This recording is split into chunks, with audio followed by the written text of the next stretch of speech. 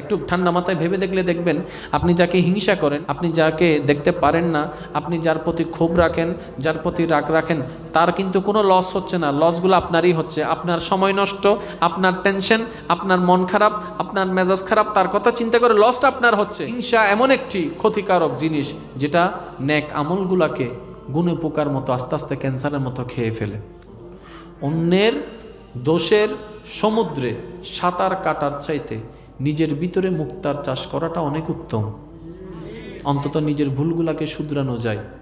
যাকে আপনি সহ্য করতে পারবেন না, যাকে আপনি দেখতে পারবেন না, তার নাম, তার বিষয়, তার চেহারা যখনই আপনার সামনে আসুক, আপনি শুধু এতটুকু বলবেন, আলহামদুলিল্লাহ, আল্লাহ তার আরো বড় করুক। শুধু এতটুকু বলবেন, আর কিচ্ছু না। তার ব্যাপারে কোনো কথা আসছে যাকে আপনি সহ্য করতে পারেন না, আপনার কানে আসছে, আপনি শুধু এতটুকু বলবেন মুস্কি হেসে, আলহামদুলিল্লাহ, আল্লাহ তার আরো বড় করুক। তো অশান্তির কারণ কি? হিংসা। হিংসাটা ঢুকাই দিল কে? শয়তান।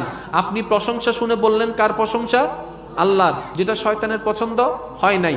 একদিন, 2 দিন, 1 সপ্তাহ, 1 মাস যখন আপনি বারবার এরকম করতেই থাকবেন, যতই আপনার দুশমনের প্রশংসা আসবে, আপনি হাসি মুখে বলবেন আলহামদুলিল্লাহ, আলহামদুলিল্লাহ, আল্লাহ তারা আরো বড় করুক, আল্লাহ তারা ভালো লাগুক। দেখবেন যে শয়তান আর পাত্তা পাবে না, চান্স পাবে না। আস্তে আস্তে হিংসা অটোমেটিক কমতে থাকবে।